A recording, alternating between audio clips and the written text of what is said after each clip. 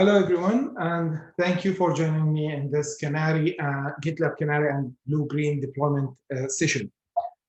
My name is Samar Akub. I'm a solution architect with GitLab. I've been working with GitLab for more than a year where I experienced many projects, and before that, I've experienced projects in financial industry and many other cloud architecture positions. These are my contacts. Please feel free to reach out to me after the session with any if any further clarifications required. Well, the agenda for today, I know this may sound very familiar, but I thought I'll shed some more light on the blue-green deployment and the Canary deployment. We'll try to discuss together what are the similarities and the differences between the two, especially with the cloud-native applications and how we support our customers to do Canary deployment in GitLab. And just a bit of introduction on the right, this is the blue canary there. So it's like it has both of them, the blue and the canary in one creature. So let me start with the blue-green deployment. So on a high level, usually what the most common way of implementing blue-green deployment is that I have, as a customer, I have a production running my blue application where this is the daily life application. And then I have some new features which I want to push into the production environment. So what happens is that I have another, let's say, a shadow environment where I deploy this updated application, and we refer to that newly environment or a newly deployed environment as the green environment. So my current normal workload is going to the blue environment, and once the green environment is deployed, I switch 100% of all of my workload to the green deployment. And usually, the customers do run tests, functional and non-functional tests on this newly adopted green deployment until they are satisfied that it is stable and it doesn't have any major issues or bugs. And then this green deployment or a newly green deployment is labeled as the new blue deployment. And usually the old blue deployment, the old blue environment is labeled as the new green environment, and it is ready now for the next release or the next features to be deployed. So remember here, we have two environments, one to host the updated the updated application release, and one to host the existing one. And it's like one step and one step. Now, if the customer found that there are serious issues or bugs in the newly deployed green environment, it's easy for them sort of to switch back to the old blue environment until this green environment is fixed. Now, remember, usually this switch to green and back to the blue has to be supported with some key caveats. All the transaction or writing transactions or update transactions usually, or many times I've seen that they are blocked. So customers, they do deploy to the green deployment, but they make it sort of read-only. The other way to do it is, and mainly to minimize the impact on the data changes, they do update the database first to as like a blue-green database and make the new schema support both the new application changes and the old one. Run the new database as a green database for a while, and then switch the application. In that way, they are like sure that the new environment is stable and the transactions atomicity is maintained. Now, switching the gear to the green, the Canary deployment, it's sort of similar idea. I have an existing environment running my old version of the application, and then I have a new version of the application. The main difference here is that I am not switching 100% of my workload to the new version of the application. What's happening is that I am deploying sample instances, limited number of instances of the newly updated application into the production environment, right? And many times I'm controlling even the workload that's being diverted to this deployed or upgraded environment. So the point here is gradually, and this gives me the ability to control or to do more of load testing. Gradually, I am increasing the workload going into the Canary deployment. Now, once that reaches 100% and this Canary deployment is running fully functional, and I'm sure that this is perfect, usually the application or the deployment is redone into the production environment with the new deployment, and the old Canary instances are terminated or deleted. Because the idea of the Canary deployment is less about to have it as a permanent deployment, similar to the blue-green, but more to do tests and gradual tests, mainly functional load testing and non-functional, functional and non-functional load testing, before saying that, okay, 100%, I'm happy with this this new deployment.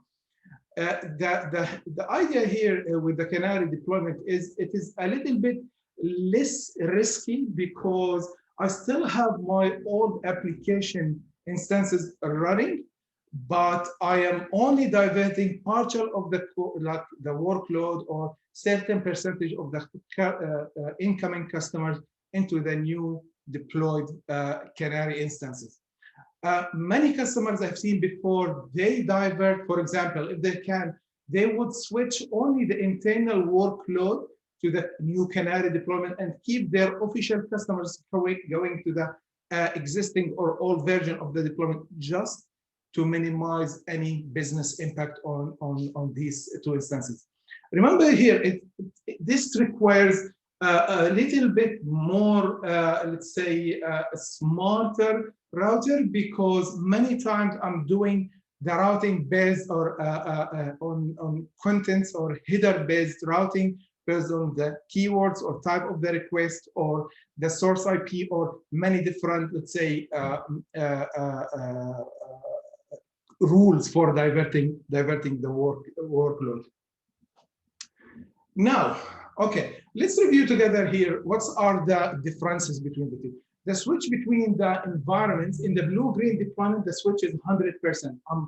I deploy the green environment with a new application, the updated one. I divert all the nodes, all the whole workload there. I'm 100% sure, yes, thank you very much. Then I deploy the new releases onto the old blue, which becomes the new green, and then I switch back. If something went wrong, I switch 100% back the workload. So there is no partial switch between the two. Canary deployment is more a gradual adoption between the main deployment and the old deployment and the existing one. Similarity to the production, usually the blue-green deployment, both the blue, the existing, and the green, the new infrastructure, are as similar and as identical as possible. Because remember, at some point, the customer will adopt the new green deployment as the new production. So it's more, think of it as sort of similar to the DR failover. It's like you have an active site, you have a passive site. So at some point you are switching to the passive site, which becomes active, and then you start doing your tests and fixes onto your old active site, which becomes passive. So these two environments are usually identical in terms of setup, in terms of configuration.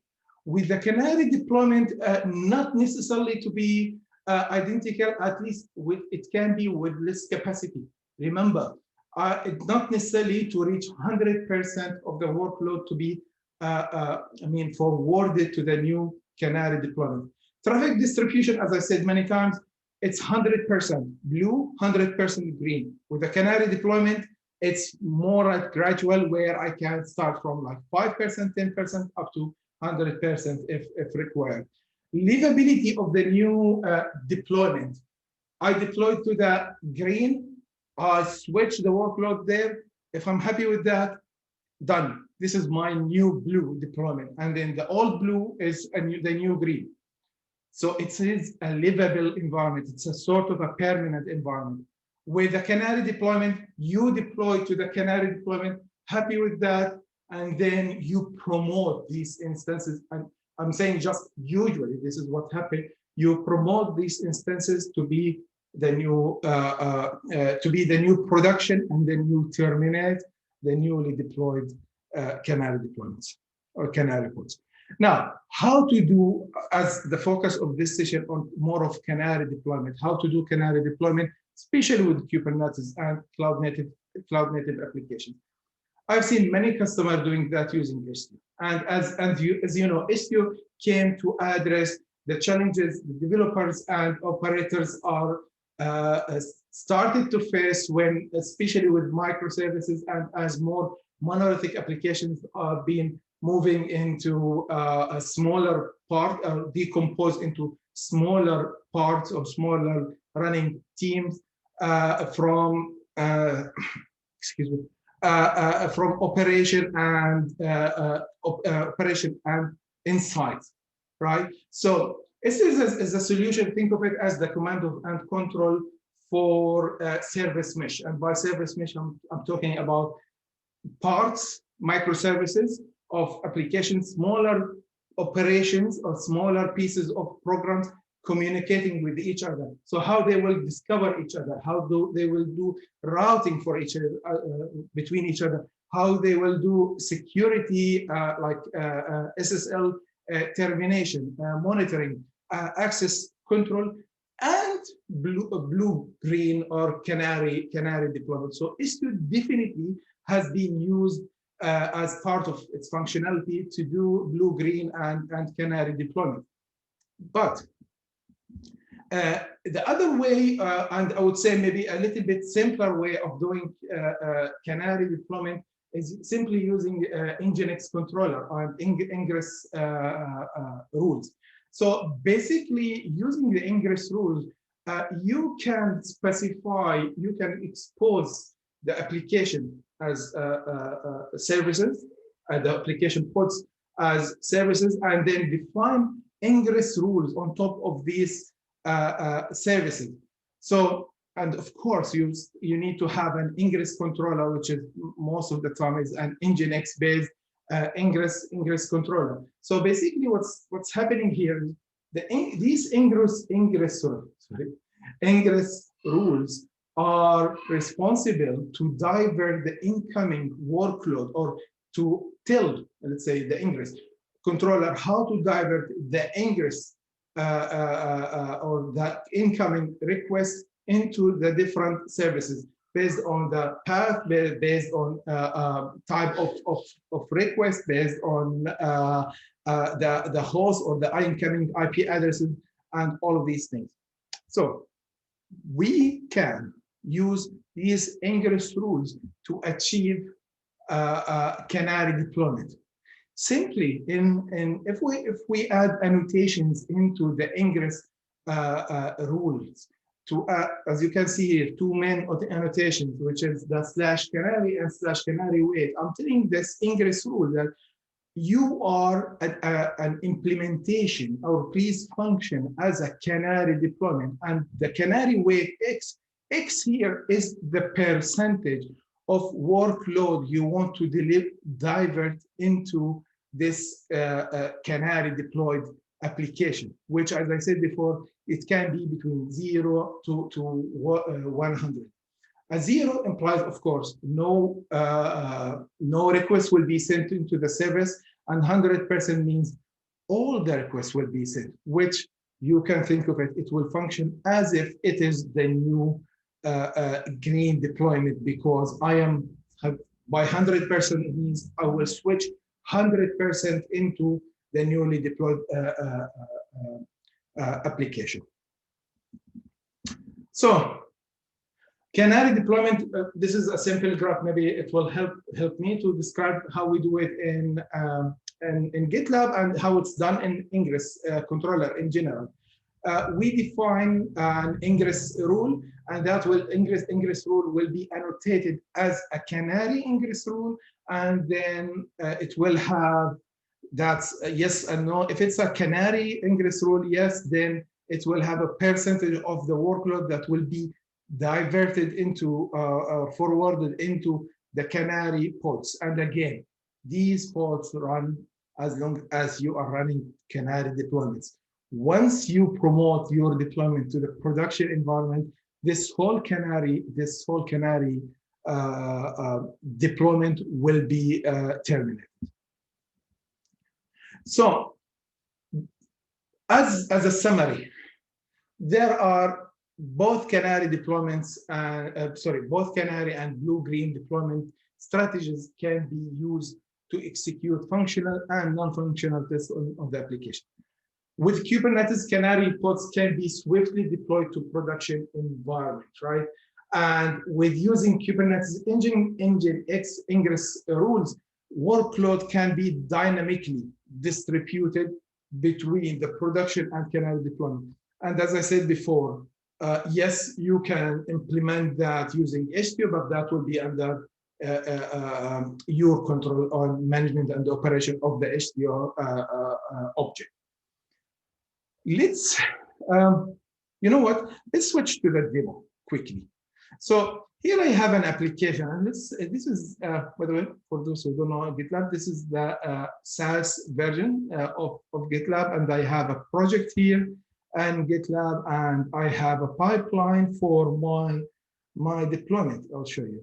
So this pipeline is using what we call auto DevOps, which is GitLab packaged best practices for deploying cloud native applications. Basically, instead of you writing hundreds of lines of code for deployment, Helm charts, and managing all of them, we have out of GitLab experience working with hundreds of customers, we have packaged the best practices for the whole CI/CD or a DevOps lifecycle from build to deployment into what we call auto DevOps. So just by including this single line of code and going into my pipelines, you will see that it will give me this pipeline out of the box, which includes build, test, and I can include one and many tests. In GitLab, it's a DevSecOps, as you may know, so we have all the required test operations and functions to run and to securely scan the code before it is being pushed into the production. And then the staging environment, this is the canary, and then the rollout into staged rollout into the production. Okay, so let me run a pipeline here, and then we will see how it goes. Before that, on the right, I'll just do kubectl get namespace, just to show you all the namespaces I have in this. Cool, so I'll just run the pipeline.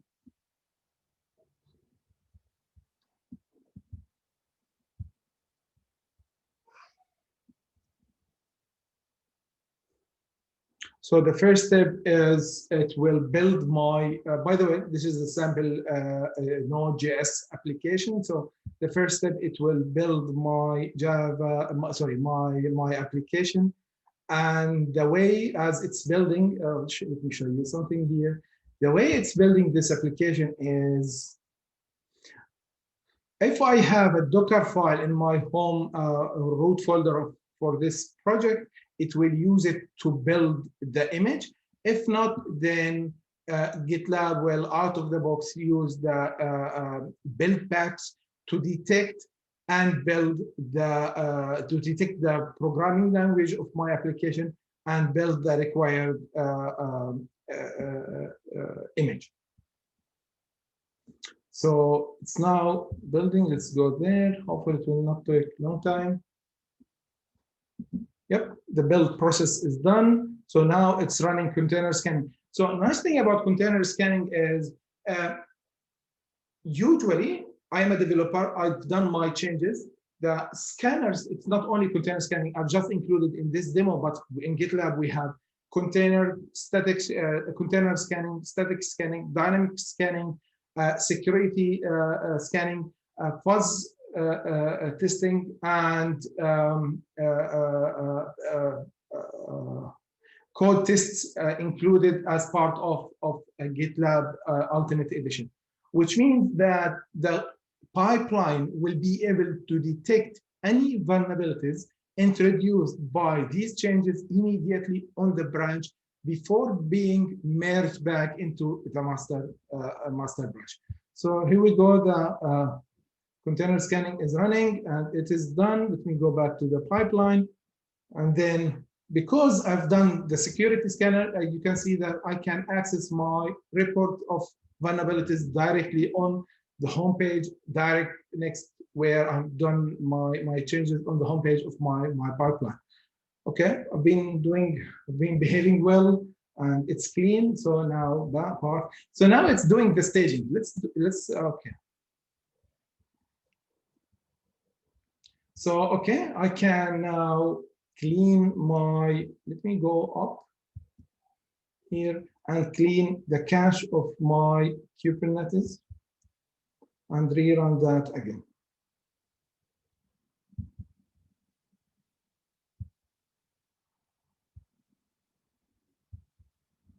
So from past deployments, I can clear the cache so I can rerun that job again.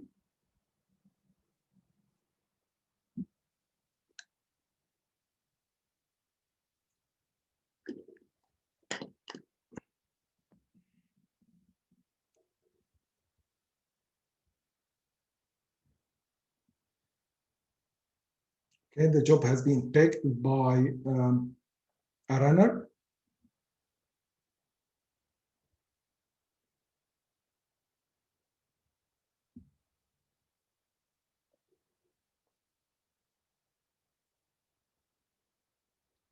And we're waiting for this job to run. Go to the pipelines just to show you what will happen. So in GitLab or AutoDevOps, I can define 3 environments. Of course, I can define unlimited environments if required, but out of the box using environment variables, I can define the staging environment, the production environment, and the testing environment. Where do I want to run my staging code, in which Kubernetes cluster? So not necessarily to have them all in the same Kubernetes cluster. I can have, and usually you do, have your staging environment running in a different Kubernetes cluster other than the Canary. So the staging is done. And let me do here again, git namespace on the right. And you see that a staging environment has been created. So now let's have a look. I will run this Canary deployment. And then we'll see what will happen. Let me just trigger this job. And we'll go inside. By the way, meanwhile, it's building, it's running. In GitLab, we have an integrated artifacts management and container registry embedded or included in the tool. So the image that's built by the build step or build stage does not have to leave GitLab or stored somewhere outside the platform, because it still needs to be like tested and verified. So, okay, our Canary deployment is running, and it will, this is the namespace for that Canary deployment. So let's have a look on what's happening in there. kubectl get all under -n, and this is the namespace.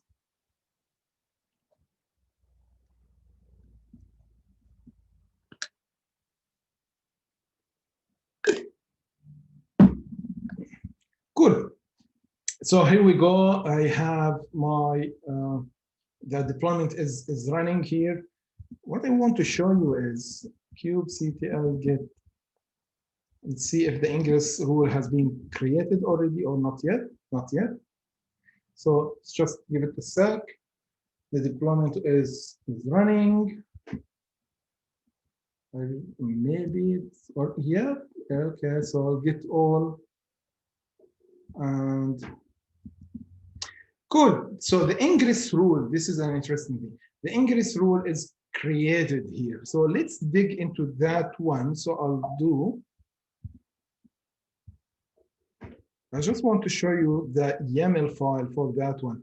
Remember, we agreed that this ingress canary deployment is controlled in the ingress object using the annotation for the weight of the workload. So if I do this and -o and YAML, you see that this is what I was talking about. The ingress header canary and the weight is 100%. So that's 100% of the workload now is being diverted into this canary deployment. Now let's do something.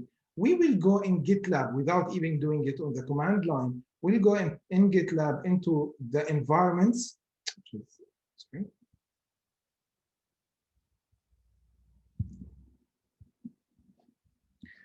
Okay, is it okay? As you can see here,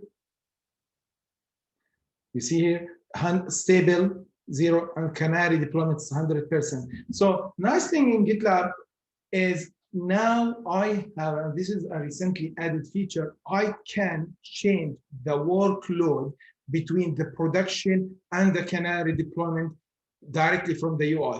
So let's make it 50%. Let's say, okay, I want 50% of my incoming workload to be diverted into the canary and the other 50% to the existing production environment.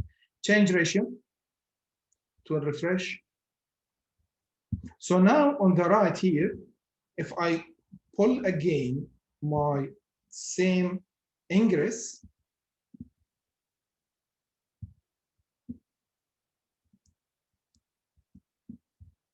see, 50%. This was before. If I can scroll up, sorry, can scroll up a little bit.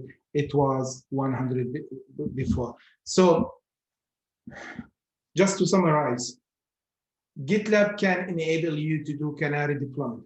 Under the hood, this is done using ingress rule. And all what you have to do if you are using GitLab Auto DevOps, all what I have to do, I don't have to do any of this in directly in Kubernetes. All what you need to do is define environment variables and say, I want to have my, I'll show you, I want to have my canary enabled. Yes, please add for me this canary enabled. And by default, it will include for you canary job, a canary stage, and the canary pods will be deployed. And then I can control again from within GitLab what level or what workload percentage to be diverted into this canary deployment. And this can go from 0 to 100%. When 100% of the workload is diverted into the canary pods or the canary deployed application, this is very similar in behavior to the blue-green deployment. But once you start promoting the application to the production, let me do something here. So kubectl get pods. These are the canary deployed pods. Let's watch them. So what I'll do is I will promote this to the production environment. So once you start promoting the deployment to the production or rolling out the new deployment to the production, the canary pods, and hopefully they will start to be terminated, because I am done with the testing of the canary deployment. Now I am rolling my deployment to the production, and still I can do a staged rollout to the production, and you can control the percentage of the deployment of your application to the production. So now it is deploying, it's rolling the application 10% to the production, and you can see on the right it is creating the new deployed or the new instances of my application.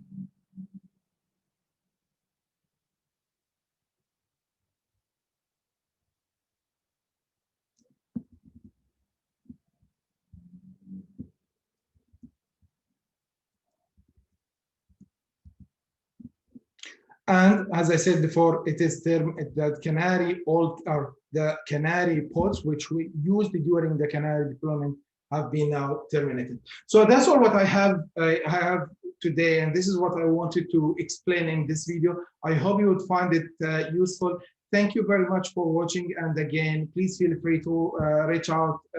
Again, these are my contacts if you have any questions. Thank you very much for watching, and have a great day. Thank you. Bye-bye.